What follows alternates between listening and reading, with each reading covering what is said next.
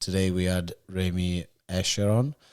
He's a purple belt training at the Legacy Sunshine Coast.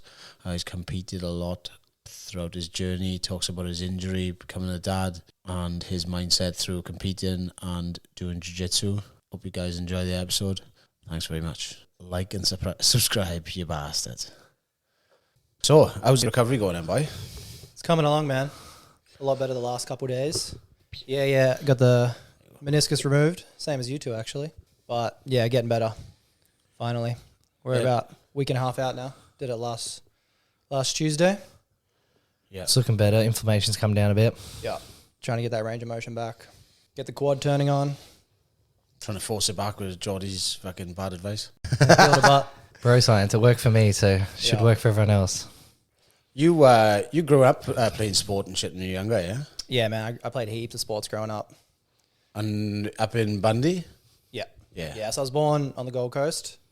Moved away from there in about grade 4, probably. And then, rest of time in Bundaberg, Bargara. And then I moved out of there when I was finished high school. Bargara. I actually took Lucy up there to do this, like, I think it's Bargara, where they do you can watch the turtles. Yeah. The nesting. Fuck, it was one of the best things I've ever done, right? Yeah. Beautiful spot, man. Yeah. Really, it's a really beach nice. town, right? Yeah. Little beach town, 20 minutes out from Bundy. Yeah. One of the best things I ever done, like surprise her for a birthday, and they just take it to that, like a little centre where the Monrepo centre, isn't it? Yeah, Monrepo. Monrepo, yeah, there you go. I'd say Monrepo, there you go. And like they just call you saying there's a nest fucking hatching and shit, and they take you down onto the beach, and they help the turtles out that are getting stuck there, and you're all standing in a line down the beach with a fucking torch and guide the turtles because they get. Is it night time they do it? Yeah, it's at night. They get you got to wait around, right? You got to time it. Yeah, go out there when it's all happening. We were pretty lucky that it happened like all pretty soon as we got there, but like the fucking towards the moon, didn't it? The moonlight, so that's where they guide them with the torch. But apparently they have trouble. This is what they were saying. They have trouble with because there's so much light pollution. They're finding like turtles turning up in the town and shit because they get distracted by other lights, street lights and stuff. Yeah, and they go towards them. Yeah, and did you notice all the street lights around there were different colours? No, for that reason. Oh, really? Yeah, true. So that's cool, man. I remember I did that when I first moved there with the family. Yeah. You must have been lucky, though, because some nights you're there waiting hours. Is it? Yeah. Yeah, right. But, yeah, you got to do it once, but once was enough. Yeah. It's cool. It's very cool. How many are there, like in one? I can't remember exactly, but there's quite a few. Heaps, man. It's like a swarm. You see on, like, David Attenborough and that when they hatch and, like, very few of them even make it to the water. Like, birds are coming in, swooping them and stuff, and you're like, what? Nature's brutal like that. Like, the natural selection. Yeah, it's pretty mad. Like, they were coming, like loads of them coming out, and then after they'd I think they went back then to an old nest that had like hatched a few days ago maybe, and then they go down and dig the rest of the nest out in case there's any dead ones and that, and there's just loads of live ones carried on coming out. It's wild. I got loads of photos somewhere on maybe on my Instagram or something, but yeah, it'd be pretty cool. Do you ever go to where they had the adults nesting, or was it just the babies? Oh, I don't think so, man. It was a long time ago I did it. Yeah, right. You must have been young, yeah? Yeah, like 10 years old. Yeah, right. So what sports now you played when you were younger? Man, I did a lot of rugby league for club. I played AFL at school, touch footy, Oztag, a lot of ball sports. But I also did like BMX, like the dirt tracks, like the racing one. Yeah. Did BMX, did surf lifesaving. Yeah, man, that was the point where I had something on every single day. Yeah, right. Like a lot of kids. Maybe not so much this generation, I don't know. But yeah, heaps of sports, man. And then skating as well. Skated since as long as I can remember. Were you good at most things you tried as well, or were you? I was pretty good, yeah. Yeah. One of them kids, huh? Kinda, yeah. I like to be good at what I did. That's great. I didn't even know that. I thought you just play video games. I did that too. I did a lot of that as well. Yeah. Oh, I think that helps too, though. Like, I think you apply a lot of what you did with the video games to jiu-jitsu, and that's why you've... Yeah, man, for sure. If you can teach yourself how to learn a very hard and complex game, man, jiu-jitsu is just another hard, complex game. What was it that you played? League of Legends. Yeah. Still playing it. Yeah. The Deep Hole. Man, that's a hard game to get good at too. You played it too, right? Yeah. but it's got a very steep learning curve. I would say like jiu-jitsu, like at the start you just suck and everyone's writing in the chat like, kill yourself. Yeah. Like stop feeding the other team. And I'm Yeah. like, you guys are horrible. But then know like what? you I get feel better. I feel like it taught me a lot of lessons coming into jiu-jitsu because you just accept it's going to be a massive learning curve. You're going to suck. Yeah. Accept the suck and just try and get better. What is League of Legends? It's just like a computer game. Well, like, what's the base in the game? So it's just like a online game.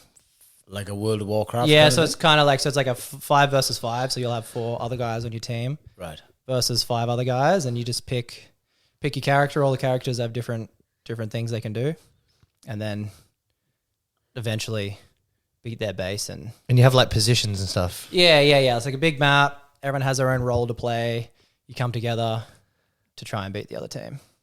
It's a fun game, but it's super addicting. It's fun. It's very addicting, and it's just such a waste of time. Like one game can take up to an hour. Like it takes a long time. So you play that for a few hours and just feel terrible after, or you go Yeah. do open mat and feel, well, you feel beat up, but you feel better about yourself. And I guess it's more of like a team game where it's like you could be the best guy on the team, but still lose because your team just isn't pulling the weight. Yeah. Whereas at least with jiu-jitsu, it's like everything's on you. So it's like if you lose, it's like, oh, that was my mistake. Man, that was one of my favorite things coming into jiu-jitsu was just if I lost or if anything went wrong, it's 100% on me. So you can take full accountability and just be like, well, I suck. That's why that happened. You can get better. But if you've got 4 other people to blame, I like that about jiu-jitsu, that it's all on you.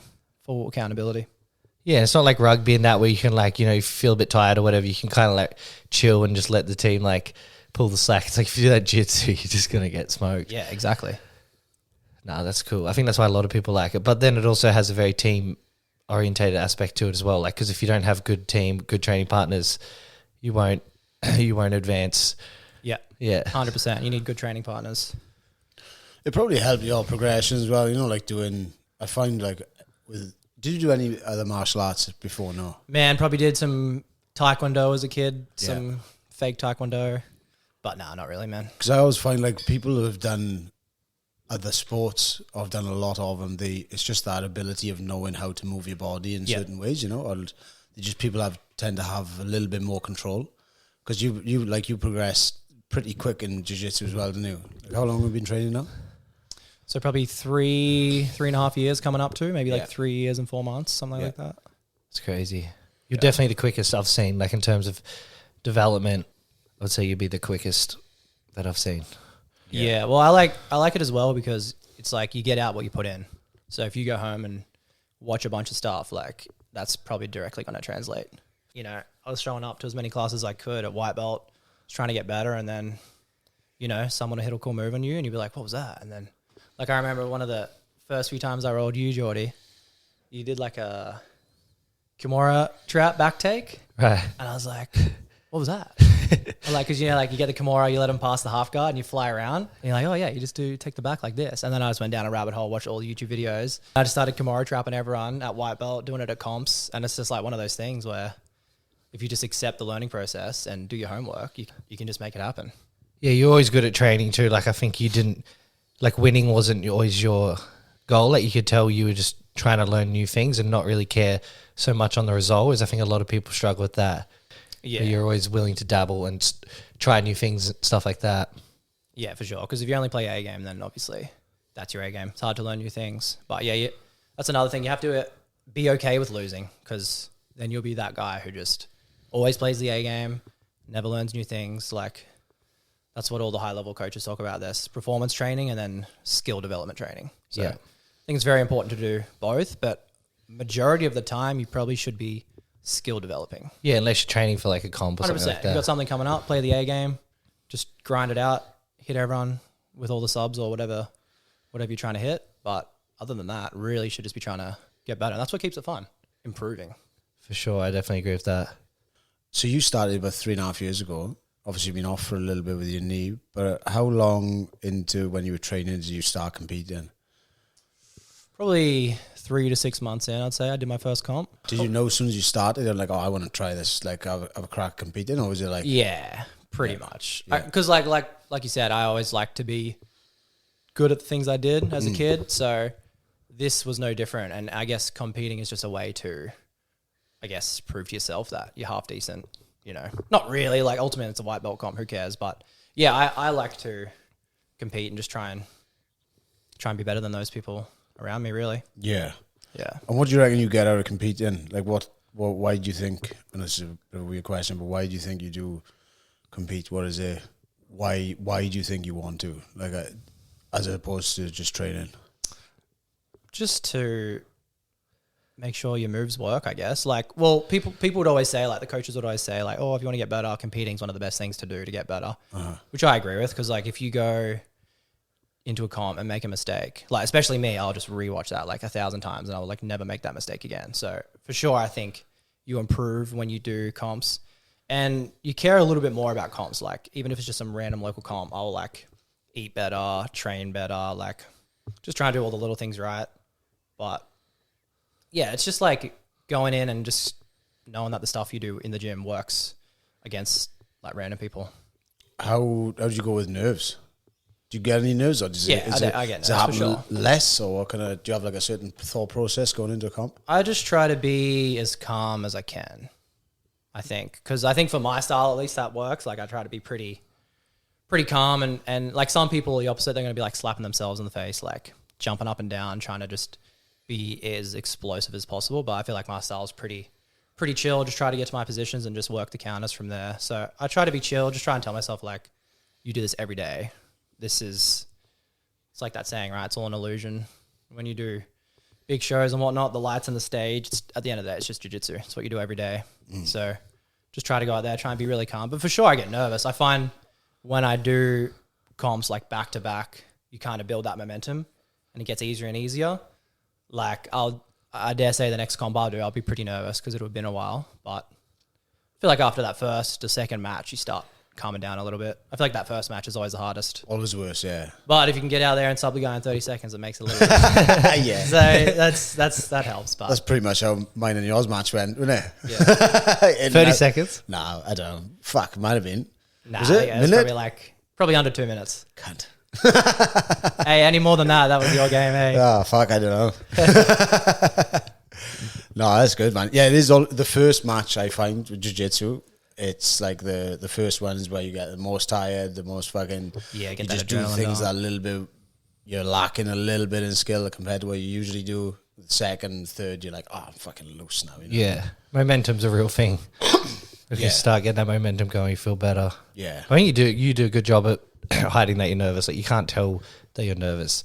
Like you seem very calm, but I guess that's what you're saying is just trying to keep yourself as calm and grounded as possible. Yeah, man, it's like the poker face. Just you don't even warm up or anything. Yeah, I treat my first match as a warm-up match, which probably isn't a good idea, but yeah, I don't know. But yeah, I think again, everyone's different styles. Like you see those guys like slapping themselves in the face, like trying to get amped, but yeah. But if you don't do that in the gym, which I'm sure they wouldn't, because they just look like a psychopath. Like you said, you're not trying to change anything. It's just the lights and the theatrics around it, but it's the same thing. So why listen to music if you don't listen to music in the gym? Why slap yourself? You know what I mean? Yeah, you want to make it as similar as 100%. possible. Yeah. Yeah. It's just everything else going around. There's corners, there's refs, but really you're just grappling, eh? Yeah, there is no difference other than what's made up in your own head, really, is it? Yeah. I hate warming up. I don't mind warming up in the gym, but I hate warming up for fights or jiu-jitsu comps. I don't know. I feel like I just do everything wrong when I'm warming up. Yeah. So I'd rather just go out and get it done in the competition or the fight. Yeah, it's a weird one. So tell us about your knee. How did you do your knee? Roll on you. Was it? Yeah. He doesn't even know. No, it was. Oh, it was. No, you already heard it. Yeah, no, to be honest, I've been having dramas with it for probably the last year, on and off. Probably just the same as everyone, niggles here and there. But just was getting kind of worse and worse. And it doesn't help that I always play butterfly guard on that knee because it's just copping so much weight. Yeah. But then I was rolling you. That was the final straw, man. You broke the camel's back. Didn't you already have a scan in it before that? No. Yeah, I had already had an X-ray and a ultrasound. Yeah. Which is weird because both those things don't show much. You'd rather get an MRI. Yeah, it's a weird. But then it was all right. It was all good. And then I rolled you, and I think you sprawled on the butterfly hook. I think I just got greedy. It wasn't your fault. I got greedy. If you have weight loaded on a butterfly hook, yeah, and your knees pointing to the ceiling, Yeah. Johnny's You just a alright? dangerous training partner. Pretty much. You should just let him sweep you and he wouldn't have blown his knee out. Yeah, come on, man. It's your fault. Heavy hips. But no, that was the final straw. I popped it that day. Yeah. And then, so that probably would have been the bucket handle tear. So then I had probably a month off then. And then it was feeling all right. I came back rolling. And I saw that because I was booked in for surgery, like after that first incident. Yeah. And then I was on the waiting list. And then I saw the physio. I saw the physio straight away when it was really bad. And she was like, yeah, it's going to be bucket handle, need surgery, whatever. And then probably like 4 or 5 weeks later, I went back and she was like, oh, it's actually like it's not locking up. It's not giving you that much trouble. You might be all right to avoid surgery. Like you can weight bear on it. You can do some rehab, try avoid surgery. So I just heard you're 100%. Yeah. Go for it. So I just went straight back to training, all in. And then I signed up for a comp, actually, one of the Brizzy ones, just like one of the IBJJF Brizzy ones, because I was just keen to compete. And then it was on Sunday, and the Thursday beforehand, I was training that night and hurt it again. Yeah. Barely did anything, man. Just turned my knee in for a knee cut, and that was it. So I was like still super compromised. So then after that, I was like, all right, let's just get the op, get it done. Both of you boys had it. You guys, you wouldn't know you've had knee operation, so no. I was like, what's another 6 weeks, you know? Yeah. So. And it's one of those, it's a quick turnaround. Out of all the injuries, it's probably not the worst ones. For sure. Like out of all the knee injuries you could have or knee surgeries, 100% is the one you'd want. So probably the most common too in jiu-jitsu. Yeah. Like so many people have had... Every second person's like, oh, I don't have a meniscus. Yeah. I'm like, some guy today said he did his meniscus the other day at the gym. I was like, yeah, it must be so common. Uh-huh. Well, my cousin Kerith back home, he's doing it through CrossFit. I think he did it. But he's had his completely removed. Like removed the entire meniscus, and I think it was one of the first ones in the UK where they injected like this sort of gel to like make a new one.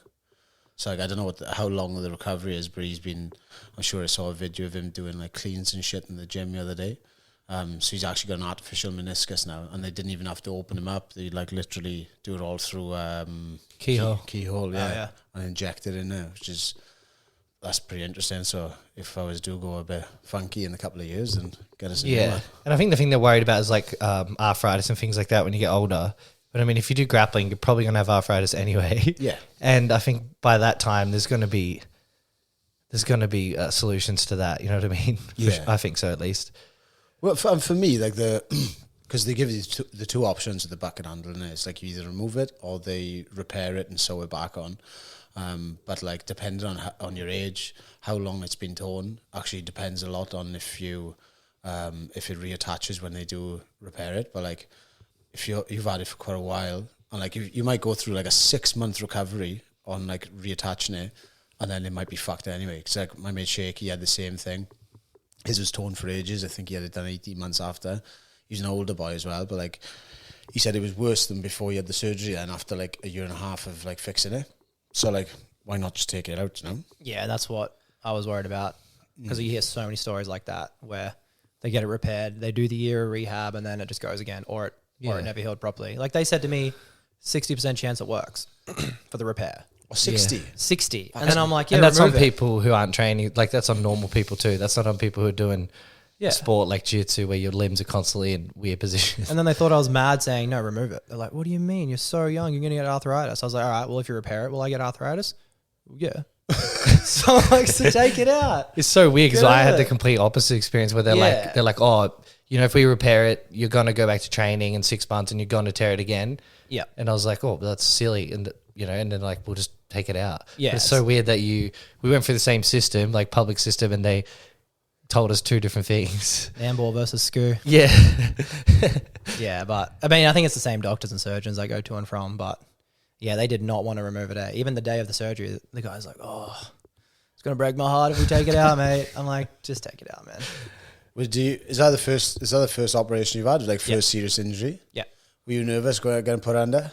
Not really, I thought I would, like I wasn't coming up to it and I thought, oh, maybe on the day I will be, but I think I was just excited, Yeah. Just because like, waiting for the surgery was hard because you haven't started the process of recovery yet. Yes. But as soon as the surgery's done, man, it's like, all right, every day is a day closer.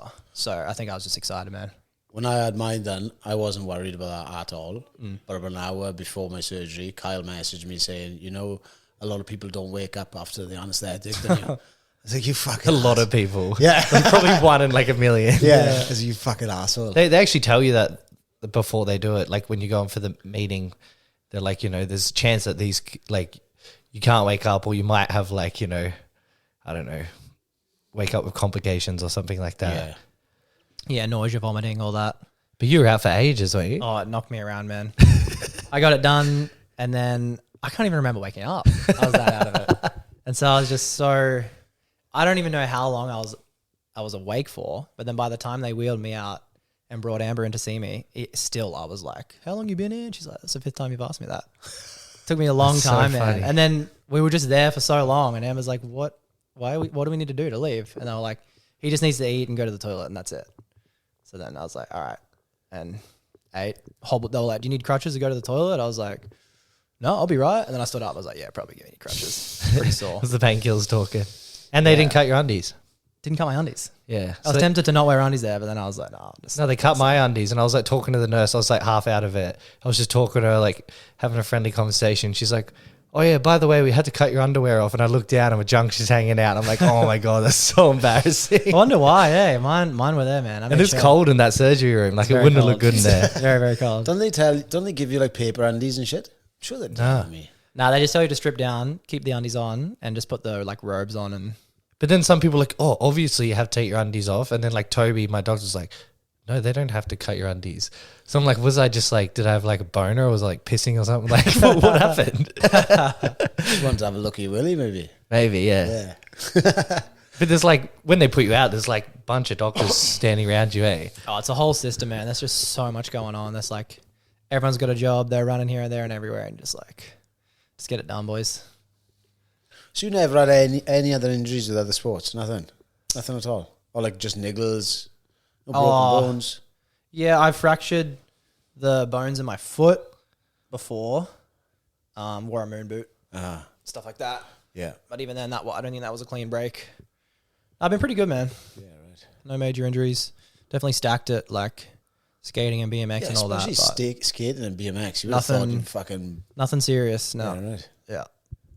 Fucking, out of all the sports I've done, probably jiu-jitsu is like responsible for fucking most of the physical trauma. Yeah, but then you think about how much you do it, you know what I mean? Like, it's whatever sport you play, you're bound to have injuries. I think it's probably a lot safer than a lot of other sports. But I guess it depends on your game, your style and stuff. I think if you're real wrestle heavy, probably going to have more injuries if you just play half guard. But don't put a butterfly hook in. Yeah, don't try to elevate John. Don't try to elevate John Fraser. Don't elevate guys with fucking childbearing hips. Yeah. Yeah, but then I guess, like, if I think about the sports I played as a kid, I didn't do those anywhere near as much as I do jiu-jitsu, right? Like, if you do jiu-jitsu every single day, sometimes twice a day, I never did any sports as a kid that much. Yeah, it's bound to happen. That is true. So with you, obviously you progressing pretty quick in jiu-jitsu. What do you think is responsible for that then? Other than obviously like having other sports and stuff, do you think it goes down to the extra study and stuff? I think so, yeah. Yeah. I find, like, I don't know, some people say they don't get much out of instructionals because they don't retain it for whatever. Like, maybe they'll watch matches instead, but I find I get a lot out of instructionals. Like, especially if it's something I'm working and I'm encountering a problem, and then you can just go on the internet and just find the answer to that problem. Like, that's so helpful for me. So for sure, the extra work I think helped for me. Like, yeah, like I said, I remember when I was a white belt, I think I just like looked up how to do perfect rear naked choke, and that's just like a free John Danaher video explaining it. And then I was like, sweet. And then suddenly you can just finish people on the back. Like, even if you suck, if you get the back and you know how to do a good rear naked choke, it's going to work. And then next thing's like, okay, well, how do you get to the back? Kimura trap. And then suddenly you've got like one little system that kind of works, and you just kind of keep adding things to that. It's because you weren't on Instagram, so you're actually getting good information. You weren't watching reels and shit. Yep. Otherwise, it could have been a completely different path for you. Could have been bad.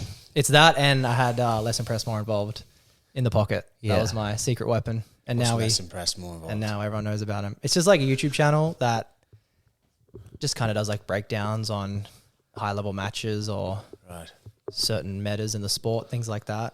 And when I found it, it was just like some super fringe YouTube channel, like real low production, but just still such good content. And now it's like pretty. Yeah, everyone knows about it. Limmy on Instagram. Right. He's popping off now. Yeah, right. But yeah, just like, I just always got a lot out of just whether it was instructionals or even just YouTube videos. I think it's just like, I think one of the hardest things when you first start is knowing what to get good at. right? Because it's just so much. like jiu-jitsu. There's just so much in there. Like it's hard to start, but if you can kind of just be like, all right, I want to do this, and it's a good thing because there's a lot of fake stuff as well. So I think I just was lucky enough to choose the right things to focus on at the right time, and then, you know, a little bit of autism goes a long way. Yeah. Remember everything. Yeah, and also training partners, like, you know, I feel like Jordy took me under his wing when I was towards the end of white belt, and like, Yeah, I taught him everything I knew, and now he teaches me shit. Yeah, exactly. So it paid off the investment. Yeah, but like Jordy's doing leg locks, and then I was like, all right, I won't do leg locks till I get my blue belt, and then got blue belt. And I was like, all right, let's go all in. Yeah. And just tried to get good at that. Yeah, because we didn't really train together, only at open mats when you got your blue belt, because that was when they'd divide the classes. So I think that's when you really like leveled up big time. It was like doing the Yeah. advanced classes, and then we would focus more on that kind of stuff. I remember would watch instructionals upstairs, like outside of class for hours. Like we'd watch weird instructionals. That's when we were buying them. We weren't pirating them, so we were actually buying the cheap getting ones. everything out of them. Yeah, no, for sure, man. Yeah, and I don't think I was training with you much at white belt. I think towards the end of white belt, we started training a little bit. Yeah, I was brave enough to come and talk to you.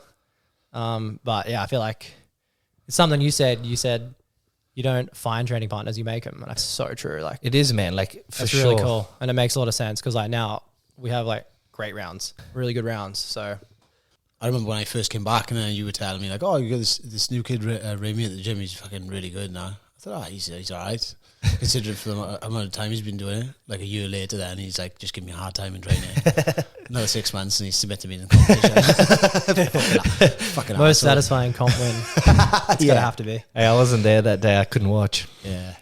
I was like, it's gonna be interesting. I didn't even know. I was just like, yeah, was it the finals too? Yeah. Have you been submitted in a jiu-jitsu match? I don't think you have. No. Really, first time. Remy's the only one. Yeah, and for comp. Yeah, no. So it was the King's Cup comp. No, tell a lie. Tito submitted me as well. But you beat him as well 2 times, right? Yeah, yeah. Best of 3. Punch decision. So that means Remy submitted you, so you submitted Tito. Oh, you beat Tito, so Remy's better than Tito. Fuck yeah. We were doing this math yesterday. Yeah. That's how it works. Yeah. What is he doing at the minute, actually? Hey, he was only 16 at the time. Oh, he's a weapon, man. He's a little beast, yeah. What's he doing at the minute? Well, I think he just did the trials, but he lost to Tim from Renegade, you know, Justin's gym. Oh, yeah. Tim, the big curly-headed guy. We trained with him a bit. Yeah. Yeah, Tim took him out in the first round, I think, decision, or like Tito got a penalty. Right. It was a big upset. I think Tito was the favourite to win. Tim was probably the last seed because he's still a blue belt, I think, and that was a massive upset. Yeah. Probably maybe the biggest upset of the tournament. He's got a lot of potential, that's him, isn't he? For sure. And like for a big fella, he's very, like he trains very well. Like train with him, he'd like pull guard and play guard and stuff. I'm like, oh, this isn't what a 130 kilo guy usually does. Yeah, and he's fucking strong too, isn't he? Yeah. Big, strong boy. Yeah, he's got a lot of potential, I think. Yeah. Yeah, that's mad. Tito, he was like, when I rode with him, he's only 16 at the time. And like after the thing, his auntie or something was saying like, oh, and they were all like really like friendly and nice people. And she was like, oh, you know, my nephew, he's only 16. I was like, you fucking 16? He's just this big, I think he's Samoan or Tongan, is he? And he's just like, he's fucking huge. But yeah, just cool guy. He was out in Texas not long ago with the B team and now, isn't he? Yeah, I think he did his camp there for the trials. It's pretty cool. They call him the milkman because he like Keza crushes everyone. Oh, is it? Yeah. Lexa Kaiser crushes he? Titty in the face and just yeah. The milkman. Yeah, he had a sick match against Josh Saunders, the first Oceanic Trials. That was a war. I don't know how they didn't break any bones. Just getting thrown onto the timber flooring, eh? Yeah. It was wild. And Tito's not like a massive dude. Like even for the division that he was in, because I seen them at the weigh-ins, we were with Tim and Justin. Tim was way bigger than Tito. Like he's short, he's like stocky, but like not for that weight division. I feel like he would be not the biggest guy. Like Saunders would be a lot bigger. They've competed a few times, though, yeah? Yeah, I think so. Has Saunders come out on top most times or all the time? I think every time. Yeah. Staff. So why do you get staff more than any other person in Had it twice, South mate. East Queensland? Staff- Because he's Twice, actually mate. clean. I'm the cleanest guy and I get it. No, I've had it twice, but it was like 3 months later maybe. The first time I got it was, I think, the end of last year. Yeah. So that was a pretty good streak. That was like almost 3 years of training, no staff. And then I was like, I can't get it. I just can't get it. Mindset. And then I got it once and it broke my mindset. And then I got it again a couple months later and I was like, that's it. I'm wearing spats every time now. I was like pretty pedantic about showering after training every single time, like all that stuff. But honestly, some of the dirtiest people I know, the guys that are like don't shower enough or don't wash their clothes enough, they're the ones that don't get it. Yeah. Like, I don't think it's down to just being as clean as possible. Like, Nah. yeah, I don't know. Maybe because when I got it the first time, you got to take antibiotics to get rid of it, and then you're probably more susceptible to it again because like affects your gut health and shit. yeah, your immune system's down, all that. So it sucks. Like you don't want to take antibiotics, but you got to get rid of it. Call me fucking nuts, but like if I eat egg whites, I'll get staph. I swear to God, I'm intolerant to egg whites. Not massively. It's not like I shit the bed or anything, but like it affects the health of my gut. So if I eat egg whites, I find like my psoriasis is worse, and when my psoriasis is bad, I'm more susceptible to staph. Because people with psoriasis are actually 4 to 5 times more likely to get staph. This is a bit of Googling and fucking self-diagnosing I've done here. Yeah, but that makes sense. Since I've stopped eating egg whites, I actually don't get it. I haven't had it since. Psoriasis is an autoimmune thing, right? Yeah, start in your gut. So if you fix the problem in your gut, then it'll fix everything else. Yeah, it's interesting. Yeah. Yeah, you've had a rough run, Remy. This has been a hard year, man. I reckon. I would say I've trained like 2 months this year just due to injury, staff, and sickness. Lucky you got a son now, because I said if you didn't have a son, you'd be on suicide watch. Oh, bro. Yeah, he's getting me through it. It's good fun spending time at home with him. But yeah, you gotta do the other things that make you happy, eh? Yeah. How's that changed like your life, like having a kid and stuff like that? I think it just puts things into perspective, man. Like maybe a lot of the other things you would worry about prior to that, it's just like doesn't matter. Yeah. Like got a little boy here who's just living life. None of those things affect him. He's just yeah, I'd say that. It just puts things into perspective and you just realize that maybe all those other things don't matter so much. Yeah. Yeah. I think it also makes you want to be the best version of yourself so that they can be the best version of themselves, right? Like pave the way for him if I can learn all the lessons so he doesn't have to. Obviously you want him to go through hard times and learn the lessons, but you know. Yeah, I think it just makes you try to be the best version of yourself so they can be the best version. That's cool, man. Yeah. It's good. Very wholesome. You can give Johnny some advice. Yeah, John Boy. He's got his book over here. He's got his book. The Daily Dad, Ryan Holiday. He's doing better than me. He was reading these things before he knew he was going to be a dad. I was like, "You having a kid?" He's like, "Oh no, I'm just interested in these books about babies." I knew that. Yeah, I don't know. Yeah, I don't know. Also, just everyone's got advice, but just got to do you know. Like, yeah. It's hard because you've never had a kid, so you don't know how it's going to go. But you do your best. The process. And you'll be fine. Like everyone's going to have advice. Everyone's going to tell you how to do it, but you just trust yourself. You'll be right. Yeah. Kids are a product of their environment. Like if you're good parents, which you guys are, and John, the kid will exactly be good as well. Yeah. Yeah. I feel like nobody really knows what the fuck they're doing anyway. No, exactly. Yeah. So just do what you think's right. Yeah. And if it's not right, then you learn your lesson and do it better next time. For the next kid, yeah. Yeah. It's fucking scary. Kids are resilient, but they're good. Were you nervous before having a little one? Yeah, man. Yeah. For sure. What were you nervous about? Just doing it wrong or just like yeah, not it's knowing just what the to do? unknown. It's just the unknown, man. Yeah. Because I'm a pretty habitual person. I like my routine. So when you got a kid on the way, I just was like, I know that's all going out the window the second he's here, but until that happens, I'll just, you know what I mean? So that was hard. And then not hard. It's just, you just know a big change is coming, but it's not here yet. You're just kind of prepping for a big change, waiting, and then eventually it'll be here and it will change your life, but for the better. I'm nervous about the birth and I am, see. Like, Yeah. Everyone talks about it. Like, all of my mates that have had kids, like, I remember Barry saying to me, he's like, they don't talk to you about it. People don't talk about how hectic it is. Fuck. They don't warn you. I'm fucking nervous about this now. It's hectic, man. It really is hectic. Yeah, it sounds fucking hectic. But I think if you read up, you know, you don't want to be that guy who goes into it and just has no idea what's going on, because then I couldn't imagine. But like if you have half an idea of, you know, how the labor works and the different signs and this and that, you'll be right. Yeah, I'm excited and I'm quite inquisitive as well. So I'm like looking forward to it in some way. It's a crazy experience for sure. But at the same time, when I see a photo or a video of someone giving birth, I'm like, whoa, it's fucking nuts. I know it's like, it's the most natural thing in the world, but it's like, fuck, it's intense. It's hectic. We were talking earlier. I was like, there's a photo online with a girl in like a fetal position, and you could just see the whole baby's head hanging out of the back end of it. And I was like, whoa, that's fucking wild. That is just a little purple head. Like, it's like, fuck, how does that work? Like, you know. Yeah, it's got this little person. It is crazy, man. You almost forget how crazy it is. Like now you're saying this, I'm like, yeah, it was wild.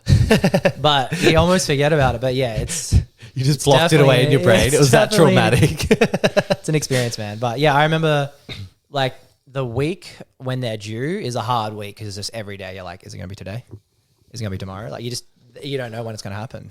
So that I found that hard. I was like, it's hard to just go about your life knowing any day that's going to happen any second now. That was hard. So you can't even be prepared for it because it could be tomorrow. Yeah, exactly, man. Yeah. So you're preparing as much as you can, but you really don't know exactly when. Because you love routines, you're like, when's that's it going to happen? Man. I was like, let's make this happen, but that's not how it works. So I was just excited once it was done and we were leaving hospital and coming home. Then I was like, all right, time for a new chapter. Let's go. It's funny because people who say like, oh, I'm not going to change when I have a kid and stuff. But like every person I've seen have a kid, like the day they have the kid, they change. Like you can see it in people, like for the better, not for the worse. But like, yeah, I've noticed my brother when he had his first kid, and he was pretty young, like 20, something like that. So I was like, he completely changed. Like, because you go from being like this kind of selfish person, especially if you're a younger dad or mum or whatever, and then all of a sudden it's not all about you, it's about someone else. So like going from being a child to being a real adult now, like we have a real responsibility. Yeah, exactly, man. Yeah, fuck it. I'm not ready for that yet. I'm still a child. I am too, man. We're all still children. Have you had like much problem with like not sleeping and stuff as well, or is he No, not too bad, man. Like he, I reckon for the first 4 or 5 months he slept amazing. So it was almost like a false sense of security. We were like, "What's so hard about this? This is easy, bro." Like he would just sleep all the way through the night. Like he was such a good sleeper. And then now he's been not sleeping as good, but still better. Like when you hear stories of other kids, like, you know, because he's teething now and he'll get sick, get a runny nose, it's hard to breathe, but still sleep pretty good. 4 or 5 months in, he's like, fucking idea. Yeah. That thought you had it. Yeah, fuck you. that teething starts, and it looks painful, man. They just sit there, they're like grinding on their ear, like. You've been playing with them, like grappling and stuff as well. Yeah, like, yeah. We got one of those mellow mats, so it's just like a big rug pretty much, but it's like nice and squishy. They're fucking wicked, aren't they? They're sick, man. I wanted one of them before we I swear to God, have you seen them? Rolling around on it naked. Like big memory foam fucking things. They're awesome. Yeah. It's great, man, because he can just run around, climb around, like he will just stack it, fall on his face, and he'll be right. Like he loves it. Yeah, so hit some baby bolos on him on the mat. It's good fun, man. Some baby bolos. Practice my knee levers to arm drag, you know. Yeah. I can't wait till he can start. That'll be amazing.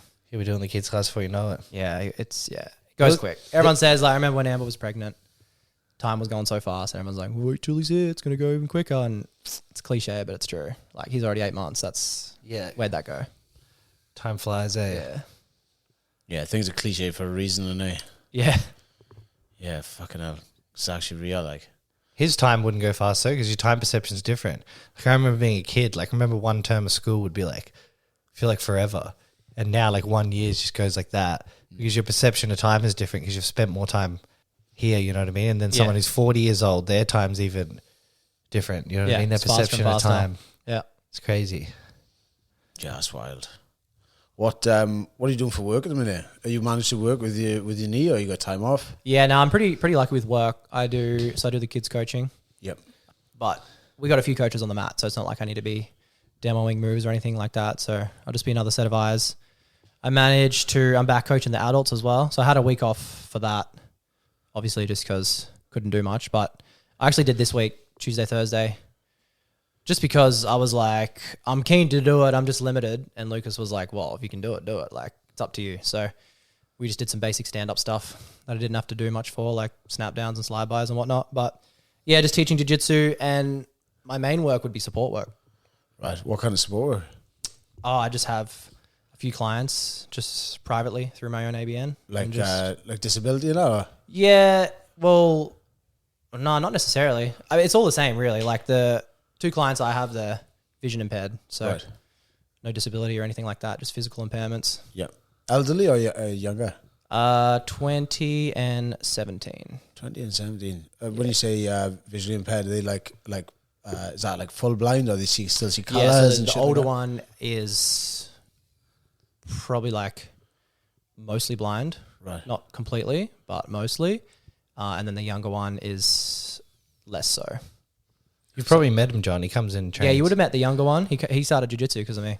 Oh, cool. Yeah, because he was like, "Oh man, you do jiu-jitsu, blah blah blah. Like, I want to do it." And I was like, "Man, let's do it. Like, talk to He's your parents. funny as. Let's sign up." So he comes in. He's a joker, man. Comes in on Thursdays. That's wild. Yeah, he's cool. He's funny. And then his brother, I lift with him. Like, he started lifting because I just said you should do something, and he was like, "All right, let's go to the gym." You know, out of all the combat sports, it's probably the best one for anyone that does have any problems with their eyesight. And that, Totally isn't it? agree. As soon as you get hands on, man, like, it's just a feeling, eh? I remember one of the comps we did before. I get like these ocular migraines. So I get like aura migraines where I lose like half my sight, and I lose half my sight for an hour and a half. It's crazy. And then my eyesight comes back, and then I get like a migraine where like I vomit and shit. Where it's like really intense. So, but like I remember the aura migraine kicked in just before going out onto the mats of jiu-jitsu, and I was like saying like, I was like, fuck, I can't see fuck all. I was like, my eyes are fucked, and he was like, who gives a fuck? It's jiu-jitsu. Just go out and fucking grab the cunt. Yeah. I was like, oh yeah. True, bro. You get hands on him, and you're like, oh, this is all right. Yeah, so much of it is feeling. It's like not much of it. Yeah. That, you know, you can manage without it. You know. Yeah, so yeah, I think it's great for him. Yeah, that's cool. How long has he been doing it? Probably like 6-8 months, something like that. Fuck yeah. Yeah. Enjoying it as well, yeah. Yeah, I think he likes it. Yeah, that's mad. Yeah, it's cool. He just comes in, talks shit to all the boys. Yeah, he's funny. He's as just like man. a, weapon of a 17-year-old, just crazy. But yeah, it's good for him, It's good at that age, especially. I think it's good to just get beat up a little bit here and there, for sure. How long have you been doing support work? Years, man. I've been doing it for a long time. I started way back before the mandates. There was just like this platform called Mabel. Yep. Super easy. You just like sign up, do the police check, do everything. It's just an app on your phone, and then it has like a feed that you can scroll through of just jobs that people post. So they post a job, like however many hours a week, just help gardening, whatever. And then you hit them up. Hey, I'm keen. Are you keen? So I got a bit of work from that. And then when the mandates happened, couldn't do that anymore. So then I stopped doing support work for a bit. And then you can just do it private through ABN. So I know a few people who are in the need of support work just because of my brother, because he has Down syndrome. So Yep. one of his mates needed a support worker and asked mum, and mum's like, oh yeah, I'll ask Ramey. So then I got back into it then. So going private's the way to go. It's just harder to get the clients. Yep. Yeah. So because I'm going private, I don't need no rules about jabs or anything like that. So are the mandates still in at the moment, or they removed them? I don't know, man. Maybe for some companies, but yeah, I don't even know. I could see them still being in, but maybe they don't care about it that much. It's all ridiculous. But I think it was Amber was saying, so like you can't do support work for your brother. Is that right? yeah, you can't do it for family. Yeah, right. Why? People would probably just rig the system, I guess. I don't know. Aren't people already rigging the system? Probably, yeah, for sure. But yeah, I don't know. So yeah, can't do it for family. So Amber is your brother's carer, right? She used to be, and then she did it right up until she was like pretty heavily pregnant. So if you guys got married, She wouldn't be able to do it. really? Yeah. That's so funny. That's weird, yeah. How wild is that? Like, why wouldn't you have someone that's That's the close best to- person to do it. Yeah. Yeah. Yeah. She was great for him. She worked with him for a while. Yeah, up until she was really pregnant, and then hasn't done it since. But he's got a few other. He's one of my best mates from back from Bundy. He lives here on the coast as well. He's his support worker now. Yeah. Which is sick. Has him every Thursday. Takes him to like speech and basketball. And comes over. I get to see him. It's cool. Cool. How old is your brother? Is he younger than you? Charlie is younger than me. He's 20. He just turned 22. Yeah. It's crazy to say. Yeah, I met Charlie at the comp. Yeah, you would have met him. Yeah. Oh, that's mad. And then Tim, he's your older brother, right? Yeah. He started jiu-jitsu before you. Yeah, he was probably one of the main reasons I started. Bradley Cooper. Bradley Cooper, yeah, as John Boy would say. Yeah, he started a couple months before me. I think I was always keen to start. It's hard to start, and then that was probably what pushed me over because I was like, if he's doing it, I'm going to have to do it. And then he did the classic, got his blue belt, and hasn't come back. I saw Bradley Cooper this morning, actually. This morning? Yeah, I see him now and again, aye. What's he doing? Oh, just walking around looking handsome, I think. Son of a bitch. Yeah. Yeah, dude, he's one of those guys that'll train once every 3 months and still give you a hard time. Yeah. It's so annoying. He's Like, got like jiu-jitsu's got to be one of the worst things to do once every 3 months. I could not think of anything worse. Yeah. He just comes in, does an open mat, just ankle locks everyone and goes home. It's nuts. There's a lot of guys like that, eh? It lot of always those seems to guys. be the super talented dudes. Like, yeah, they just never train, but they're still like if you actually was semi-consistent, you'd be very, very good at this. But they're just like, he was always like that. I remember like we would skate and I would just be there grinding every day trying to like learn how to kick flip. And he'd just step on a board once a month and do a kick flip and it'd infuriate me. I'm like, how do you do that? But he's just one of those guys. If he stuck with it, man, he'd be a problem. Yeah. In jiu-jitsu because he's got that wiry strength. Like Yeah. he's not like Chip- he's tall, chippy strength. He's not jacked, but he's got that tradie strength. Yeah. Yeah. It's just like wiry and what does he call himself? The white bull or the white rhino or something? we called him the White Buffalo. The white buffalo. It was rare to see him. Oh, that's why. I thought it was because he's a white belt. And he was like but a also, wrecking ball. how often do you see a white buffalo? Pretty rare. Did you guys get your blue belt together? Yeah, we got on the same night. Cool. Yeah, so he started. Yeah, I would say a few months before me, and then I was like, all right, I'll have to start. And then he was really into it at white belt. It was cool. We would train together all the time. Yeah. He was grinding to get his blue belt, and then we got it on the same night, which was pretty cool. And I've never seen him since. It's gone. The occasional Friday night The open. occasional Friday night, and I'll dodge him. I'll dodge him hard. I don't even want to roll him. He's just riding in your coattails now. That's what Ben does with me. Like, Yeah. he just comes in enough, and then like we get Yeah. our belts the same time, and he's like, Yeah. "You're the one doing all the hard work, and they're just reaping the rewards." Where he could come back for a week and he'd get his purple belt. What is the thing with the blue belt thing, Nick? It's just a legitimate. You've seen so many people that are getting. You really blue do, belt man. and they Like it's a fall off. meme, but you see it a lot. Yeah. I was the opposite. Oh yeah. Like, cause I remember like, I was a decent like white belt, which doesn't mean much, but then like you get a blue belt, you're like, all right, well now I've got this new belt and I suck. It's like I need to keep training. You know what I mean? But yeah, exactly. for me, that was the only belt I actually cared about. Like the blue. Once I got a blue belt, I was like, fuck, I'm happy. Like I thought it was, I thought I was on top of the world. But now every cunt and their dog's a blue belt. So Yeah, I was the same though. I was like, just get me off this white belt. You just don't want to be a white belt, eh? yeah, And then as soon as I got my blue belt, I just didn't care about belts. Yeah. Stop caring. Still about don't. it. Like the only time I think about it is when I'm doing comps. when And, you're like, submitting black belts at blue belt. Yeah, well, that was fun, but you can't do that at an IBJJF comps. That's the problem. You can't. You have to do your belt Yeah, in IBJJF, right? So There's no absolutes in IBJF. there Oh, is, there is, but but it's belts. not. It's not. It's just the belt color, Right. Right. So that's the only time I think about the belt. Like, but grappling industries, you do the absolute, all belt, all weight, all submissions, or you can just sign up to the black belt bracket, and which you should be able to. Like, you're the one signing up. You're giving Yeah. consent. Like, you know that they might break your leg. It is what it is. Like, but I don't know. I guess that's just grappling industries. It's like the Wild West. They let you do anything. I was hitting knee bars in the gi at blue belt. Should Yeah. be allowed to do that. It should be more structured towards that, though. I think. Innit? I suppose it's different comps, different rules, but like you should be allowed to have a bit more of a Wild West. I think if you want to go in and compete against a black belt, yeah, For sure. for Yeah. example, why not? innit? Why not? Yeah. Like, and yeah, if you're a blue belt and you sign up to the black belt division, you got nothing to lose No. other than injuries. But if you're smart about it, you just tap. You'll be right. They have No one expects They you to- have more to lose. Hey, They have. they more got everything to lose. lose. Yeah, You've got nothing to lose. Like, you're expecting to lose. Well, everyone expects you to lose. You go out there, you lose, all good. But if you win, yeah. looks cool. Get a few clips out of it. But it's just experience, man. Like, that's what I learned when I was blue belt.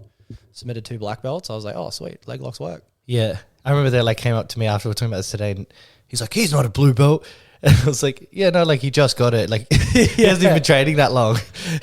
Yeah. They were like hell mad about it, and then what the guy didn't show on the podium, he's like, "I don't want to be I popped his seen." knee with a knee bar, so he might have been hobbling out of there.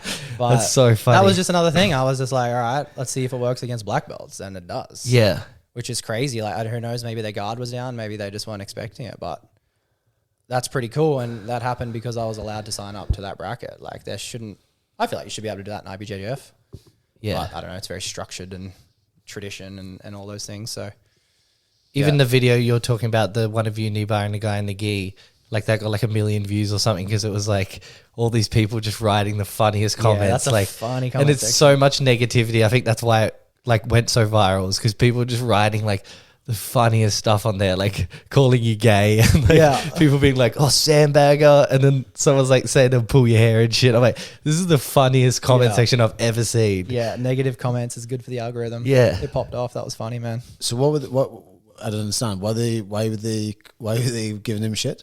Saying he was sandbagging, saying he was. I'll let Remy say it's his story. Oh, well, but- I just hit a knee. Well, first of all, a knee bar at blue belt is like unheard of because generally you can't do any leg locks till brown belt. Right. So, and there's generally no, you can do knee bars in the gi, but so like it was in the gi, we're both blue belts. I knee barred him, which you just would never see unless it's Grappling Industries. So there's controversy in that. And then, I don't know. There was just funny comments. People probably thought I was sandbagging because... And sandbagging, for anyone who doesn't know, is like a higher belt putting a lower belt on, is it? Right, yeah. Yeah. So maybe they thought like, what blue belts doing knee bars? I don't know. Who knows? Who knows what people think in the And comments? you actually got like 1 million views off it. you got a lot.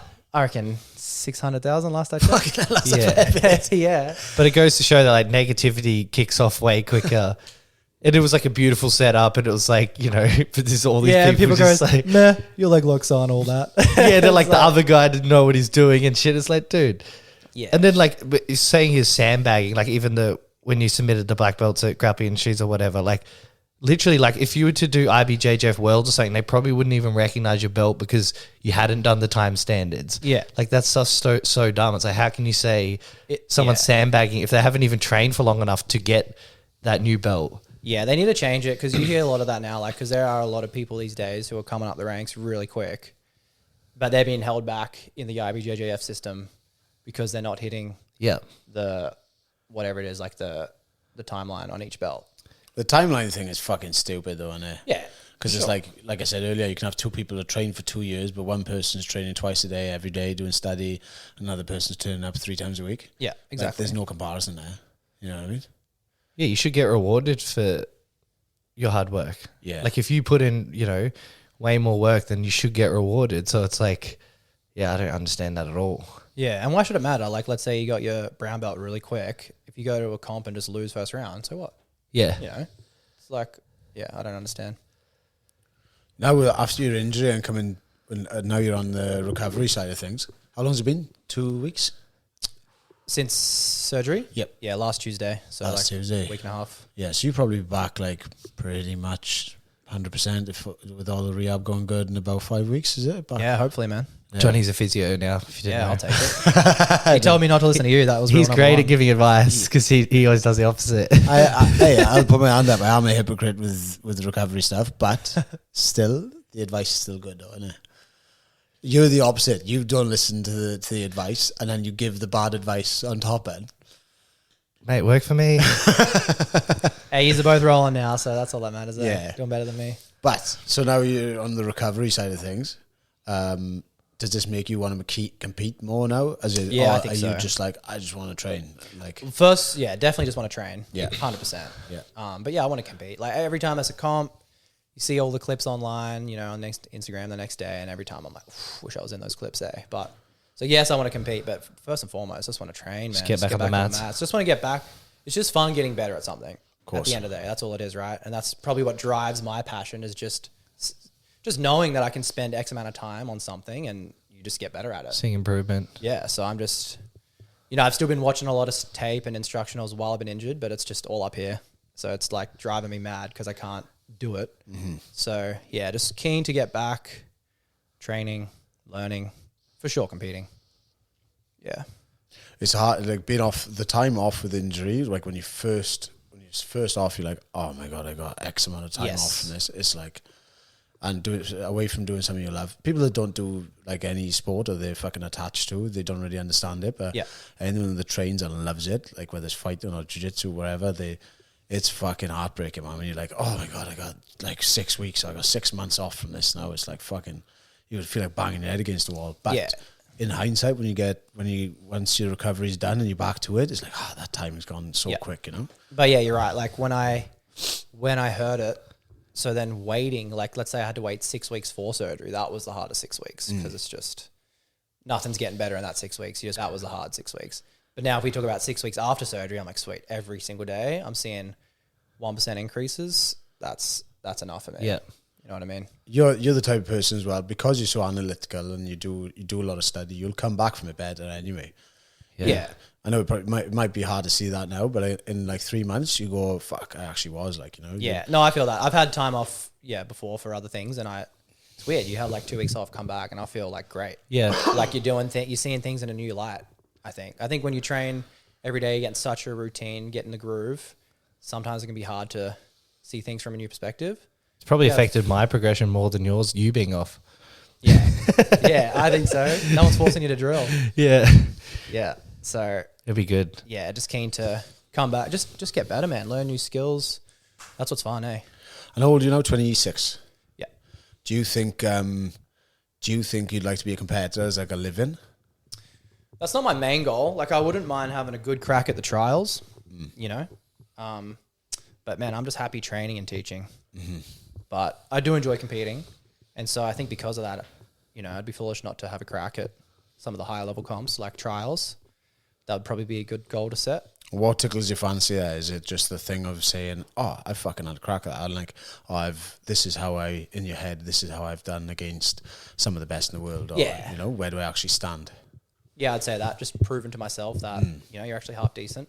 Because, like, you know, you go win a local comp, it's like, no one really cares about that, obviously. But, yeah, if you can go out there and, you know, hit the moves that you've been working on some of the better guys in the country, that's got to be pretty satisfying. Yeah. And then then you go back teaching, you're like, this stuff works. This really works. So, yeah. I really enjoy teaching a lot, actually. So I'm happy just training and teaching, but I think because I put so much time into it, I enjoy competing as well. Where do you think you see yourself with the teaching, like in, I don't know, 10 years time?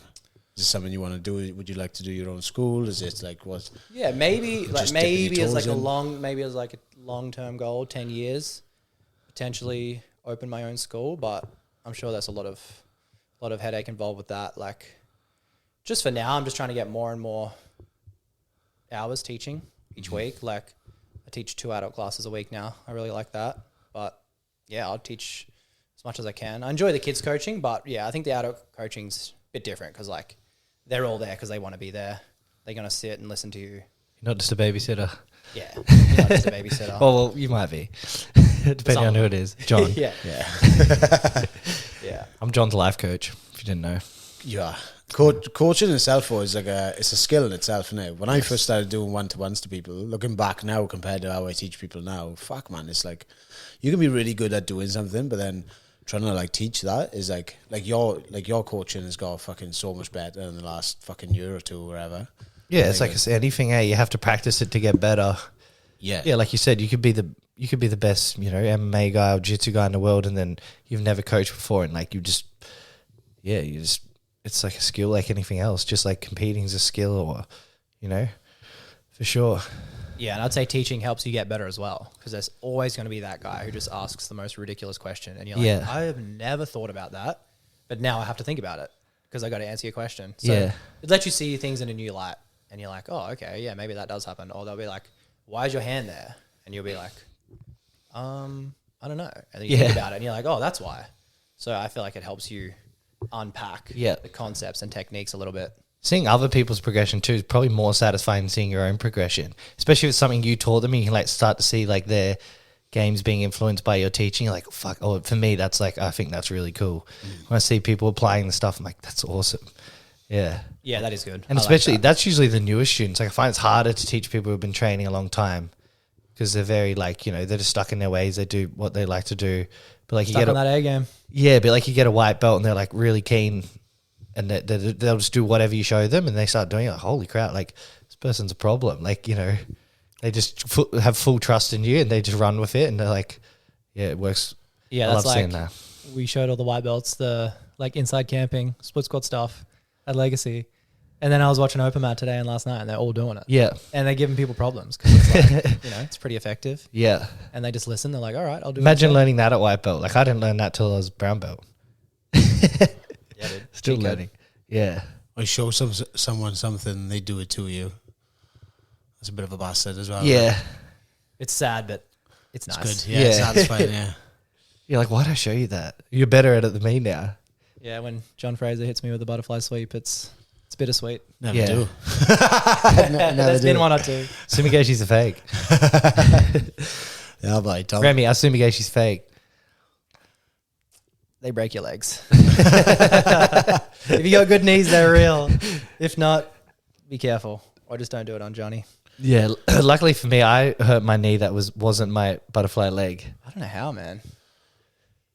Yeah, I don't know how either. I feel like maybe yours was a, because you can injure yourself in the moment. I think mine was just a deterioration. Yeah. Deterioration over time. I remember Lockie Giles, like that's how Gordon blew his MCL out, like playing that half butterfly. Kani Basami style. Yeah. And like Lockie Giles is a physio and he did a breakdown and he was just saying like that's one of the worst positions for your knee. Yep. And like it kind of makes sense, especially you like can do it better than that. Yeah. If you do it poorly, you're going to put yourself in danger for sure. Yeah, it's just all the weight going into the side of your knee. It's not a strong structure there. Yeah, as opposed to it being on the shin exactly. and flaring it rather than he had it on the side of his calf, didn't he? Trying to flare him that way. It would have been more up at his knee probably. Right. But either way, and then what you were saying, if you have poor internal hip rotation, that's all just going to bleed into the knee. That's fake, boy. So Sumigashi's are fake. No, I'm joking. The internal, external rotation. Oh yeah. Johnny does all the stretching and that, but he can't invert, so I can't have it. Torso like nah, a you bird. feel good after those workouts. I did one for you and I was like, fuck, my hips feel like they've just got a new range of motion. So that just never did again. Shut up, boy. The stick fighting. that So we were full of doing. shit, aye. No, I swear by it. Is it? Your training? Yeah, Like yeah. the sticks and that? Yeah. Yeah. It's not stick fighting. It's no, it's not stick fighting. It's I'm not going into this. FRC. The FRC stuff. I would actually have to show you that one. Yeah, I think when I can handle it, I want to get on board that. Yeah. Just to Game changer, buddy. injuries aren't fun, man. So I'll just do everything I can to avoid it. I got them Shakira hips. Hips don't lie, like. Yeah. You're too big for guard now. Oh Don't play man, guard I anymore. hate playing guard, eh? If I'm playing guard, That's one I'm way just to get losing. good at wrestling. Just hate playing guard. Yeah, I can't wrestle yet though. I tried to. Johnny got me for a nice single leg last night. Fucking Two of them, innit? just one. It's quick. Two? I ended you up miss on it. top at the end, and the buzzer went. Nah, it's two Yeah. of them. I gotta Say do the line. two. No, because I stood up. I was down blocking my lead leg, and somehow you just close the distance within split second, and I was on the ground. I was like, all right, now I'm Yeah, playing that was bottom. You were camping on me, couldn't pass, and then you went for a guillotine. I got on top, and the buzzer went. Shut up, boy. Yeah. But no, I literally think like if you're playing bottom against someone who knows how to play guard, which is knows how to pass guard, sorry, which the majority of the guys now with all the camping and that, like you're just on bottom, just dying. Yeah. Playing guard You isn't. just got to go. You don't want to sit there and carry their weight. You just got to make something happen Yeah. as soon as possible. So to finish off, any advice you'd give someone that's starting out jiu-jitsu or wanting to start, what would you give, or your younger self, what would you tell yourself? I would say definitely start sooner rather than later. Don't wait till you're fit enough to start. That's fake. You're never going to be fit enough unless you actually do it. So just start. That's the first thing. And then second thing is just enjoy it. That's going to be the thing that's going to keep you going the longest, and just enjoy the learning process. So, every time you learn something new, you're going to suck at it. Just accept that. It's okay. It's fun when you start getting better at something you sucked at. So enjoy the process, enjoy the learning process, and that's what's going to keep you around for a long time. Because it takes a long time to get good. There's just so much to learn. So just have fun with it. Don't take it too seriously. Who cares? Compete if you want. Don't take that too seriously. Just get out there and have a crack. Fuck yeah. It's great advice. Yeah. Pretty good advice, And do your homework if you want to get better quick. Just look into it. Look into it. Pin escapes if you're a white belt. That's what they say. But yeah, just find a move that suits you. Find things that you enjoy. I think I was just watching Gordon when I was coming up. Obviously, he's the best, but he's kind of got a similar body type to me. Before he was like super jacked, just like a kind of long, lengthy Before the guy. juice. Before the juice, him, Craig Jones. I was like, oh yeah, I'm similar to them. So they were doing leg locks. I was trying to learn leg locks. So yeah, just have fun with it. Fucking happy days. Thanks, Remy. Yeah, cheers, Remy. Thanks, Thanks boys. for coming Thanks for on, having man. me. Thanks very much.